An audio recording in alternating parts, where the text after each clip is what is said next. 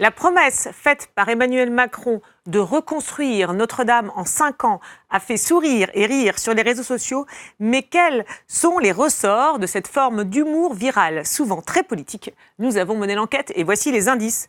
Un petit montage potache d'un préfet à la casquette trop grande qui a fait le buzz. Au second comme au premier degré, des photos détournées qui deviennent des fake news quand on mélange les dates, aux formules qui deviennent des gimmicks récurrents et parfois ravageurs, comme le désormais cultissime « traverser la rue pour trouver un emploi ». Les ressorts de la satire sur les réseaux sociaux cassent-ils les codes de l'humour et sont-ils le symptôme d'une époque plus cruelle? Hashtag ira soumettre le résultat de cette enquête au psychanalyste Jean-Pierre Winter, auteur d'une réflexion sur la figure paternelle.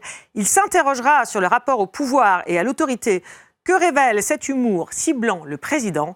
Mais d'abord, premier indice, fin mars, suite à l'incendie du Fouquet's et aux violences sur les Champs-Élysées en marge de manifestations Gilets jaunes, un nouveau préfet de police est nommé à Paris. Le voici le lendemain sur les Champs-Élysées. Vous allez voir qu'entre les images de CNews et celles qui ont été vues plus d'1 million de fois sur un site parodique Illuminati reptilien, un petit détail change. Nous accompagnerons les manifestants et je les encourage à s'intégrer dans les manifestations déclarées. Nous accompagnerons les manifestants et je les encourage à s'intégrer dans les manifestations.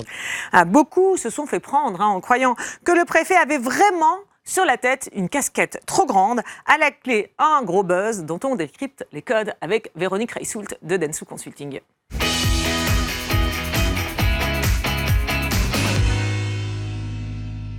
Véronique, bonjour. Bonjour. Cette petite vidéo a été vue 1,4 million de fois sur le compte Twitter parodique qu'il a posté. Elle a été aussi reprise dans d'autres médias.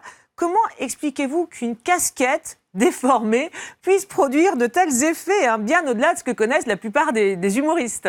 Alors, tout simplement parce que l'un des principaux leviers de la viralité sur les réseaux sociaux, c'est l'humour. Donc, savoir si c'était très drôle, c'est un autre sujet, mais en tout cas, c'est un levier qui fonctionne bien. Et puis surtout, c'est un levier qui permet de parler politique un peu différemment. Donc en fait, vous avez deux typologies de sujets, et là, on est exactement dedans. Vous avez les messages un peu légers qui permettent de surfer sur l'actualité politique en disant quelque chose d'amusant. Et puis, vous avez les messages plus militants qui permettent, tout en s'amusant, finalement, d'utiliser l'humour pour faire passer des messages. Et c'est le cas ici. Oui, c'est ça qui est intéressant, parce que vous dites, bon, voir si c'est drôle ou pas. Certains l'ont pris au premier degré, donc ça montre bien qu'il y avait peut-être une ambiguïté, on y reviendra. Mais le créateur du compte, qui reste anonyme mais qui a été joint par Le Parisien, explique qu'il avait trouvé au départ la casquette du préfet trop grande, ce qui lui avait donné l'idée de cette exagération dans un humour, dit-il, décalé et absurde.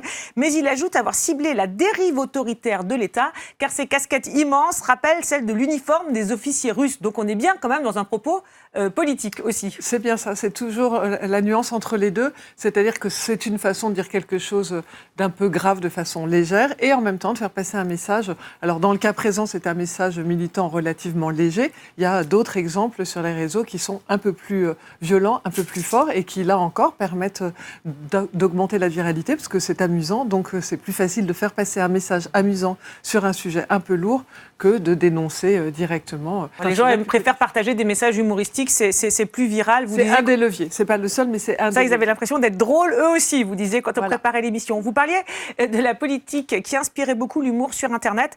Après l'incendie de Notre-Dame, on a observé 2 choses très intéressantes. Le sujet n'a pas été beaucoup traité sur le mode de l'humour, hormis sur les réseaux sociaux, où là, ça a été beaucoup le cas. Et 2, cet humour a de suite été très, très, très politique. Il a ciblé Macron, on va le dire. Un exemple de tweet, Emmanuel dit à celui qui n'est rien, retire ton gilet, traverse la rue de la Cité et tu seras charpentier, hashtag Notre-Dame. Alors, comment expliquez-vous cet humour autour de Notre-Dame et surtout des déclarations politiques d'Emmanuel Macron sur les réseaux sociaux? Pourquoi ça s'est déchaîné sur les réseaux sociaux à ce moment-là? On va dire que, justement, je disais qu'il y a des sujets qui sont tellement lourds qu'on ne peut pas c'est difficile d'en parler. Et donc, avec un humour un peu décalé, c'est une façon de critiquer au moment où on ne peut pas critiquer. Au moment où il y a un engouement, toute la France autour de Notre-Dame après l'incendie, beaucoup d'émotions, vous ne pouvez pas attaquer directement ce sujet, sauf en prenant un biais détourné et un biais humoristique. Et là, dans le cas présent, en fait, vous avez 4 type de support quand vous voulez faire de l'humour sur les réseaux sociaux autour de la politique. Celui-ci en est un.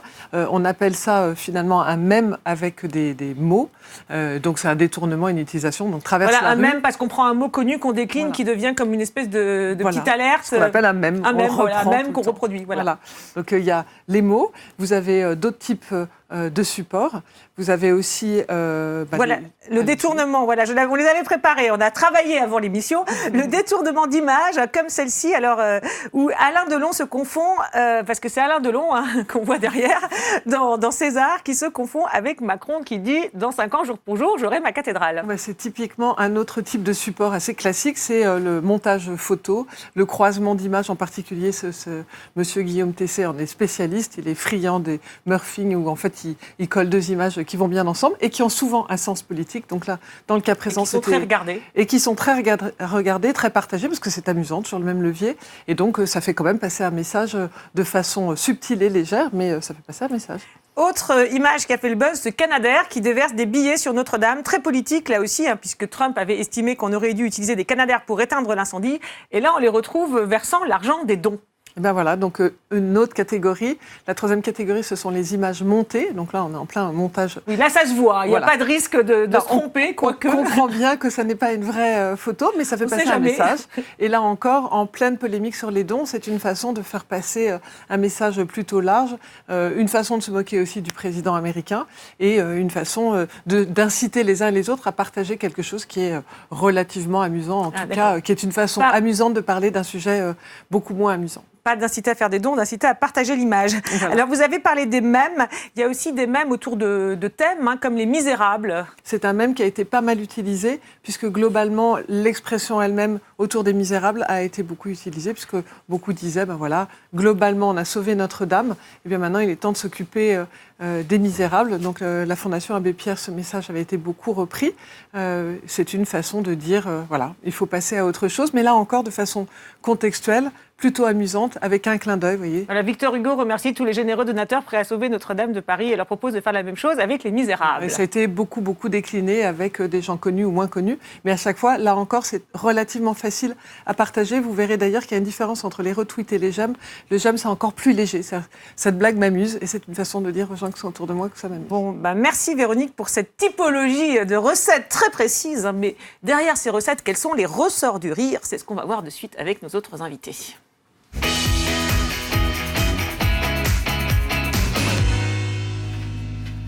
François Jost, sémiologue, spécialiste des médias et auteur de ce livre « La méchanceté en actes à l'ère du numérique ». Et Monique Dagneau, sociologue, alors auteur d'un livre et d'un article, le livre « Les jeunes et les réseaux sociaux, de la dérision à la subversion » et d'un article « Internet est-il encore le média de la légèreté de l'être ?» Là, on est pile dans le sujet. Alors, Véronique Reissoult parlait de l'humour qui favorisait la viralité, du rire. Mais là, dans les exemples qu'on vient de voir, de quel rire s'agit-il? Est-on dans la légèreté de l'être?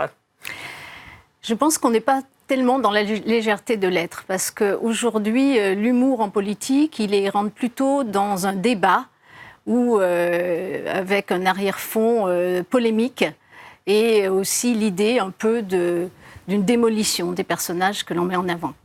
Par exemple, la façon dont on montre le préfet avec sa casquette, l'humour qu'on fait sur Macron, en général, il est véritablement destiné sans doute à faire rire, mais à porter quand même un message beaucoup plus polémique dans le contexte de la France d'aujourd'hui.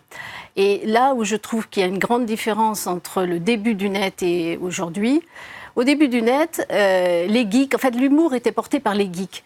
Et les geeks, ils avaient l'art de manipuler l'image, de faire des mèmes, de faire des gags. Ils utilisaient déjà ça, voilà. Mais c'était des gens très pointus dans le domaine, c'est ça ? C'était dans un monde qui, disons, s'appropriait ces technologies. Ils étaient les seuls véritablement à le faire. En fait, ça pouvait partir dans toutes les directions. Et il y a eu un moment où le net était plutôt assez léger, délirant. Aujourd'hui, l'humour, alors évidemment, d'abord, beaucoup plus de gens savent utiliser les images et manipuler. On regarde les recettes, mais c'est quand même beaucoup plus à usage débat politique. Et comme aujourd'hui, enfin la scène politique, si on peut la résumer, c'est vous avez une figure centrale qui est donc le président de la République, et puis autour, tout un ensemble de gens, soit de partis politiques, mais soit aussi de tout venant, qui sont très contre. Ils utilisent ces images parce que, évidemment, c'est devenu un langage du net. Un langage du net, d'accord. Ou pas d'accord, d'ailleurs, François Jost. Plus ou moins. On est dans la méchanceté à l'ère du numérique. Écoutez, c'est méchant ce qu'on vient de voir sur Notre-Dame. Non, il y a plusieurs choses. On a vu plusieurs types d'images. Le préfet, avec sa casquette trop large, c'est un jeu, ça ne dit pas grand-chose contre le préfet. En revanche, quand on voit Macron en Alain Delon, qui joue César... C'est sympa d'être en Alain Delon. Oui, mais alors, ça va, on a fait plus méchant. Il y a quelque chose qu'on n'a pas remarqué, qui est un peu subtil et un peu méchant, c'est que Macron a dit dans 5 ans, mais c'est les JO dans 5 ans. Or, c'est dans Astérix et les Jeux Olympiques qu'on voit ça, cette image-là. Elle vient d'Astérix et les Jeux Olympiques. Donc il y a un sous-texte, si vous voulez, qui est de dire dans 5 ans, tu auras tes Jeux Olympiques puisque tu te prends pour Delon. Oui, donc ça fait référence à énormément de codes. Alors c'est ça, souvent. C'est la troisième chose que je voudrais dire, c'est qu'il y a des images là-dedans qui font vraiment référence à ce que connaît une communauté. Et ça construit quelque chose de très, très particulier qui peut être parfois très difficile à décoder. Alors, on va avancer parce que, bon, on a vu les satires autour de Notre-Dame, mais c'est vrai que la personne du président d'Emmanuel Macron inspire énormément humour et caricature autour de thèmes alors assez proches de ceux qu'on vient de voir. Il est question d'argent, de cynisme, comme là où il demande à un SDF s'il est prêt à participer à l'impôt à hauteur de 1 euro. Il est question de privatisation aussi qui deviennent de la poudre de perlimpinpin et de la magie encore avec ce petit montage autour de la conclusion du grand débat. Alors François Jost, que pensez-vous des ressorts de ces images? C'est vrai que dans certains cas, alors on comprend si on n'est pas initié vaguement de quoi il s'agit, mais ça demande quand même la référence, la maîtrise de certains codes. Ben oui, cette image de Macron magicien qui soulève un plat le grand débat avec un doigt d'honneur, c'est en fait une image qui parodie un clip extrêmement connu d'une émission islandaise qui a été détournée abondamment. Ça a été l'image la plus détournée en 2016, je crois. Et donc, ça s'adresse à des gens qui connaissent cette émission pour enfants. Islandaise, voilà. Islandaise, donc un public très jeune qui exclut d'une certaine façon les autres. C'est-à-dire que nous, on peut rire de ça, mais sans comprendre toute la... D'où vient le doigt toute la profondeur de la critique. Oui, Monique Dagneau. Moi, ce que je voudrais dire aussi, il faut le dire tout de suite d'emblée, c'est qu'en fait, la lecture d'une image, c'est le spectateur qui la donne. Et notamment, par rapport à cette vision de Macron, par rapport à Notre-Dame, pour des gens qui sont très pieux, qui ont été très affectés par ça, c'est vraiment sacrilège. Pour des opposants politiques, c'est jubilatoire. Et donc, ce que je pense, c'est que on regarde ces images, mais on en tire un enseignement qui peut être extrêmement différent d'une image à l'autre. Par exemple le premier, alors, il y a même une troisième couche sémantique, à mon avis, dans la première image où on voit Macron. Macron qui va reconstruire en 5 ans Notre-Dame. Parce qu'en fait, il y a eu aussi une rumeur qui disait que finalement, c'est lui qui avait provoqué l'incendie intentionnellement par rapport justement à ce grand débat pour l'idée de la diversion de l'attention. Et on peut dans aussi les théories complotistes, voir dans des théories complotistes, on peut voir aussi c'est un message subliminal, mais disant finalement c'est lui qui a provoqué cet incendie parce que c'est à travers ces formes d'humour, vous voyez ça je pense que ces images, elles prêtent je reviens au spectateur, il y a des couches sémantiques et d'interprétation et ça dépend beaucoup du spectateur. Non, ce que vous dites, c'est particulièrement vrai pour l'humour qui devient très sérieux. C'est-à-dire, par exemple, la photo de Macron au sport d'hiver, qui est une image qui a été prise en 2017. Voilà. Alors, donc, absolument, voilà. Qui a été repostée, je reprécise, effectivement, au premier et au second degré. On ne sait pas trop. Au moment de l'incendie du Fouquet, Macron est au ski et on retrouve une photo de 2017 qui se retrouve postée et repostée, qu'on va voir, et souvent prise au sérieux, même si les phrases sont parfois humoristiques, comme Charline va donner quelque chose d'un peu complotiste. complotiste d'ailleurs, hein, parce que comment t'expliques, ou je crois qu'il a dit quelque chose comme ça, je ne comprends pas, il faut qu'on m'explique, qui est vraiment une phrase typique des complotistes. Hein. Alors là, c'est un sénateur qui ne comprend pas pourquoi il déjeunait au soleil. Voilà, mais oui, parce que c'est pas la bonne image. Ben voilà. oui, mais c'est pas la bonne image. Et alors la question est de savoir si ils le savent, ce que Charline Van Den Hecker, là, si elle le sait quand elle le fait, ou si elle le sait pas. Si elle le sait, c'est véritablement une sorte de critique un peu malhonnête de Macron. Et ouais, c'est là que vous dites ça peut basculer très vite de l'humour à la fake news. Absolument. Du premier au second Là, degré, on il y a est dans souvent quelque une chose confusion. qui fonctionne très souvent, on l'a vu, comme des fake news. C'est-à-dire que ça va circuler après en disant, tu vois Macron où il est pendant qu'il se passe Paris. Il était au ski, brûle. mais il ne buvait pas au restaurant. Oui, Cette image, elle est D'accord. parue toute la journée où il y avait à Paris des exactions contre des bâtiments. Et donc, il y avait ce contraste. Donc, une image qui était datée d'une année. Elle jouait quand même en contraste avec une violence par rapport à, d'un côté, Paris qui brûlait, ou en tout cas, il y avait beaucoup de violence. Et puis, Macron en train de faire la fête au sport d'hiver. Je pense que c'est pour ça que je pense que ces images sont vraiment utilisées maintenant, beaucoup plus qu'auparavant, avec une intention politique, mais méchante. Là, je suis absolument d'accord avec la connotation. C'est beaucoup plus un rire méchant, sarcastique. Là, pour ceux qui n'ont pas avec compris, ils riaient même pas, puisqu'ils s'indignaient. Voilà. Oui, c'est ça. Sachant que Macron était quand même vraiment au ski. Hein. C'est là qu'il y a toute la différence. D'accord, mais... Là, on est dans la manipulation, effectivement, par l'humour. Ça pose la question parce que dans l'humour, il y a peut-être toujours une certaine forme de manipulation. Et c'est vrai que beaucoup de contes parodiques suscitent ce genre de confusion entre le vrai et le faux. Il y a un exemple emblématique qui est avec ce conte dédié Le Journal de l'Élysée, en tout petit parodie, qui publie des satires en inventant des propos tenus par des politiques. Par exemple, Marlène Schiappa, qu'on a l'habitude de voir défendre quand même régulièrement et souvent Emmanuel Macron, se retrouve à dire « Les Français doivent savoir que contester la parole du chef de l'État est un pas vers le terrorisme ». Alors, quant à l'adepte, oui, ça vous fait rire. Oui, ça fait rire. Oui. Quant à l'adepte des chiffres, Amélie de Montchalin, on retrouve dans sa bouche ses propos supposés. Il y a un âge, lorsqu'on devient un poids très important pour la société, où la question de la fin de vie anticipée doit se poser, il faut en finir avec les tabous.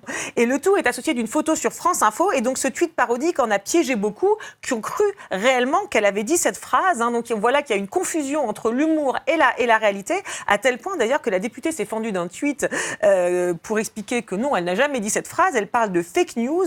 Le mot est quand même très fort pour une parodie, pour un site parodique. On est dans quel registre là ? Moi, je crois qu'effectivement, ça peut fonctionner comme une fake news. Il y a deux sortes de fake news. Il y a, j'allais dire, les fake news sérieuses, et puis il y a celles qui viennent de l'humour qui est fait. Enfin, on voit bien que c'est marqué parodie, quand oui, même. mais vous savez, écoutez, moi je suis professeur de sciences en information et de la communication, j'ai beaucoup d'amis dans ce secteur, et je peux vous dire que sur Facebook, on voit très souvent des gens faire suivre des choses absurdes parce qu'ils ne regardent pas qui est l'énonciateur. Voilà, le vrai problème, c'est que, si vous voulez, c'est pas la plaisanterie qu'il faut regarder, c'est l'énonciateur. Qui parle ? Qui envoie ça ? Et s'il y a qu'en voyant qui envoie ça, qu'on peut dire, ah ben là, c'est une blague ou ça n'est pas une blague. Mais certains députés de LREM se sont indignés de ça, voulaient faire fermer effectivement ce compte parodique. C'est quand même un peu exagéré, non ? Non, mais je crois que ce compte parodique que j'ai regardé précisément, il joue quand même toujours un peu sur une ambiguïté. C'est-à-dire, on voit une image qui est vraiment assez banale, et puis vous avez disons, la citation. Un peu dans l'esprit de ce que pourrait dire la personne en exagéré, voilà, très exagéré. On est dans un contexte, un climat culturel qui est que beaucoup de gens sont prêts à croire des bêtises pareilles. Et ce climat, je dirais ce que Gérald Bronner appelle le monde des crédules, il y a beaucoup de gens qui sont prêts à croire tout ça, parce que ça les conforte, ça leur fait plaisir. Et donc, ce conte-là, enfin ce conte parodique, le conte parodique, c'est vraiment une des bases du net humoristique, et ça existe depuis longtemps, mais celui-ci en particulier, il joue énormément sur l'ambiguïté, et je pense, ça ne m'étonne absolument pas qu'il y ait une partie des individus qui regardent ça, parce que quand même, quand on regarde un fil Twitter, on ne regarde pas tous les détails. Ça ne m'étonne pas qu'une partie importante des gens ait pris ces images au premier degré. La question qu'on peut se poser, c'est est-ce que cette ambiguïté, elle ne fait pas partie finalement de l'humour et de ce qui amuse les gens qui postent ça ? Si, bien sûr, ça fait partie de l'humour. Quand Coluche disait « c'est pas un type normal, il est ni belge ni suisse », c'est exactement la même chose. C'est-à-dire que son public comprenait qu'il faisait de l'humour. Mais il y a des gens aussi qui reprenaient ces phrases comme des phrases sérieuses en disant « bah oui, les Belges, bon, etc. » Voilà. En fonction des préjugés qu'on peut avoir sûr, en au fonction départ. des préjugés. Donc c'est un des problèmes de l'ironie en particulier. De l'ironie. L'ironie est quelque chose qui est très difficile à voir. On peut l'interpréter que par des mots, des des regards, etc. Ce qui pose la question effectivement de ces partages et repartages sur les réseaux sociaux où on sort de la communauté d'origine, voilà, la communauté de cette légèreté dont vous parliez des débuts du net, et puis on va vers une communauté plus large qui ne partage pas forcément les codes. Et on enlève le contexte. Au départ, effectivement, avec les geeks, on créait des communautés de rieurs. Et un rire franc à se taper sur les cuisses, comme dirait Voltaire. Aujourd'hui, c'est plus un rire avec beaucoup d'insinuations, ou disons des images qui prêtent à confusion avec des fake news. Et comme aujourd'hui on est dans une société où chacun pense avoir sa vérité, les gens qui regardent ça peuvent tout à fait y croire. Dernier petit mot, là on va finir quand même dans la légèreté, là, ou à moins que vous trouviez de la gravité, je ne sais pas, dans ces images.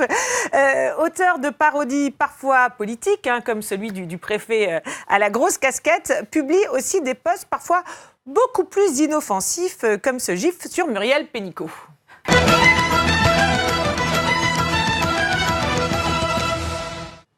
Muriel Pénicaud, alors là on a regardé ça, on n'a pas trop compris ce que c'était, vous allez nous dire, mais ça rappelle, là dans la légèreté, les croisons-les de Guillaume Tessé, ici Gérard Larcher, mêlé à Éric Drouet, après que le Gilet jaune se soit fait refuser une audition au Sénat. Là c'est inspiré de l'actualité, mais le sens ne saute pas forcément aux yeux, hein. Là qu'est-ce que ça veut dire, Gérard Larcher mêlé à Éric Drouet, on ne sait pas, c'est vraiment un clin d'œil sur l'actualité. Contrairement à celui-ci, Brigitte Bardot a mal vieilli, où le croisons-les se fait avec Marine Le Pen, et donc on a l'impression que sur les mêmes comptes, le très ludique peut se mêler parfois au plus politique. Oui, c'est étonnant, non ? Là, c'est effectivement d'abord du ludique, c'est pour rire, quoi, c'est pour de rire. C'est ça qui est essentiel. Mais dans le cas de Muriel Pénicaud, c'est un peu aussi se fiche d'elle. Ah bon c'est aussi de la moquerie, bah oui, parce qu'elle était apparue dans Paris Match, dans la même position pratiquement, en disant je cherche l'équilibre, je suis une femme d'équilibre, etc. Donc, là, elle cherche l'équilibre au sens propre donc, du terme. on reprend ça merci et on de se nous fout éclairer. d'elle. Voilà, et on la voit dans Paris Match qui cherche l'équilibre. Enfin, voilà. En équilibre. Donc, En équilibre, évidemment, trouvé, c'est pour le lecteur de Paris Match quand même. Il faut avoir une culture médiatique pour regarder ces images. En fait, ça pour le coup, cette image-là, mais même les autres que vous avez montrées, elle renoue un peu avec l'origine du net. C'est-à-dire que souvent on montre une image qui peut être plaisante, mais qui ne vous fait pas éclater de rire nécessairement, mais qui est assez énigmatique. Qu'est-ce qu'on veut dire ? Sauf si on a lu Paris Match comme François Josse, mais bon, finalement... C'est pour cette émission. Voilà. D'accord, mais non, mais tu fais bien ton travail. Et donc, on se dit... Mais d'où ça vient, voilà. Ça, c'était ma réaction, d'où ça vient. Voilà. C'est énigmatique, mais bon... Et du coup, on enquête alors, ou on s'interroge? Non, pas nécessairement. Je pense que c'était un des... Cette image est drôle en soi, c'est vrai. Mais c'était un des ressorts du net au départ, c'est-à-dire des images qui sorties de leur contexte, n'ont pas vraiment d'importance, qui font vaguement rire et qui ont un côté énigmatique. Moi, j'insiste beaucoup dans mes travaux sur le côté énigmatique des premiers mèmes du net. Les mèmes. Voilà, alors le côté énigmatique, voire ludique, politique, que disent ces formes d'humour du rapport au pouvoir? C'est ce qu'on va voir de suite avec le psychanalyste Jean-Pierre Winter, qui vous a écouté et que je vais retrouver.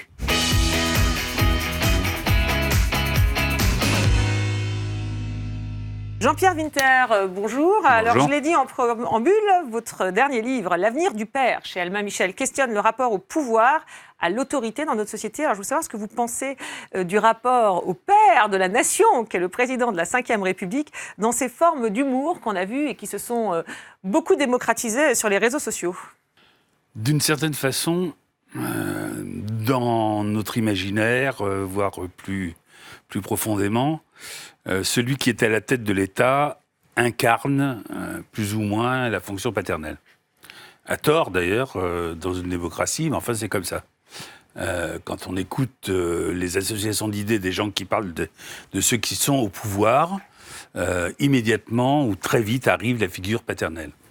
Or, la figure paternelle, c'est une figure complexe et elle est très proche de la figure clownesque. C'est-à-dire que pour un enfant... J'allais dire, bon, c'est surprenant. Pour un enfant... Finalement, les réseaux sociaux ont tout compris. D'une certaine façon, ils ont compris beaucoup de choses. Pour un enfant, il y a une période d'idéalisation du père, quand il en a un. C'est celui qui le protège, c'est celui qui lui permet de découvrir certains aspects de la vie qu'autrement il ne découvrirait pas. Et puis, cette idéalisation, à un moment donné, elle cesse. Et le père apparaît pour ce qu'il est, c'est-à-dire un homme ordinaire qui descend de son piédestal. Et quand je vous dis les choses comme ça, on voit bien la courbe que suit aussi le rapport à un président. C'est-à-dire on commence par l'encenser, croire en lui, croire en ses promesses. Et puis à un moment donné, il descend de son piédestal et il devient risible. Il devient risible, ce qui dans l'histoire était incarné d'une certaine façon par le fou du roi, qui était là pour rappeler que cette fonction est une fonction éminemment en déséquilibre, justement, dangereuse, et qu'il faut prévenir la chute parce qu'elle est inéluctable. Donc on dirait que les réseaux sociaux, c'est un peu la phase globalement adolescente. On commence à se moquer du père. Enfin, petite hypothèse. Et concernant Emmanuel Macron, là on est dans ce qu'on a vu, ce qu'on a vu depuis le début de l'émission. On est dans quelle forme de dérision, le roi, le fou du roi Concernant Emmanuel Macron, c'est assez compliqué parce que la phase qu'on est en train de traverser est une phase de crise et qu'en période de crise, on se pose toutes sortes de questions dont on aura la réponse que quand elle sera un peu éloignée. Mais ce qui me frappe, c'est qu'il y a une association de l'humour dans ce qui peut avoir quelquefois de ravageur. Et Dieu sait qu'au XXe siècle, les humoristes ne se sont pas privés d'être cruels, méchants. C'est pas une nouveauté. Là, la nouveauté, c'est l'instrument qui permet une diffusion extrêmement large. Voilà. Et donc beaucoup de malentendus. Autant de malentendus que de multiplication de la diffusion. Mais dans le cas précis, s'ajoute à l'humour, à l'ironie, à la raillerie, s'ajoute la haine. C'est ce qui m'a le plus frappé. C'est-à-dire que tous ces éléments qui, d'une façon ou d'une autre, seraient ordinaires, parce qu'elles rappellent la figure du clown, dont je parlais tout à l'heure, là, s'y ajoute une volonté de destruction, une volonté de... C'est ce que vous avez vu dans tout ce dont on a parlé sur Emmanuel Macron. C'est aussi derrière l'humour la haine. Il y a de la haine. Il y a incontestablement de la haine. Mais on se demande si c'est encore de l'humour, parce que normalement, l'humour, il est là pour dévier la violence et l'agressivité, normalement. Alors là, non, dans beaucoup de choses qu'on peut se dire à propos de ce qui se passe, on oublie souvent la question, est-ce que c'est drôle ?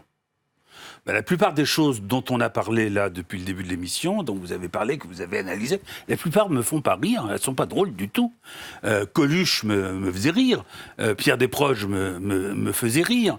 Il y a quelque chose là qui est absolument inédit, c'est l'usage de ces instruments, Internet et tout ça, qui favorise, sous prétexte d'humour, d'envoyer des messages qui sont des messages absolument destructeurs. C'est la destruction du père, en fait, c'est ça. Oui, mais c'est la volonté de détruire. Mais en même temps, ça participe d'un phénomène, je dirais presque international, qu'on doit observer et qui peut nous permettre, en y réfléchissant un peu plus, d'essayer de comprendre ce qui se passe, c'est qu'on voit arriver à la tête des États des humoristes. Des gens dont c'était le métier. Oui, confère Trump, Trump, mais le nouveau président ukrainien, etc. La tête de l'État italien, Pepe Grillo, etc. L'humour est au pouvoir. Ça fait penser à ce que disait Coluche à peu près quand il disait « Je cesserai de faire de la politique quand les politiques cesseront de nous faire rire ». Et donc, effectivement, ils nous font rire, et ils nous font tellement rire que ces figures qui, métaphoriquement, étaient des figures clownesques, deviennent réellement des figures clownesques. Sur cette note, du coup, moyennement humoristique, il faut bien le dire, on termine cette émission sur l'humour, mais il nous reste une dernière chance de rire un peu, c'est dans le débrief. Oui, c'était léger, puis là, le président Macron se voit revenir au boomerang des choses qu'il dit. Et qui sont pas drôles. Parce que quand il dit traverser la rue, c'est pas pour être drôle. Non, ça, c'est pas pour être drôle. C'était vraiment au 19e degré. Mais là, c'est vrai qu'on vous a vu au départ, effectivement, avec ces phrases là, qui deviennent des mèmes. C'est vrai qu'on rentre, alors je sais pas si c'est de la haine, mais en tout cas dans quelque chose qui est très, très militant. Non, il y a de la moquerie, simplement. Oui, voilà, ouf.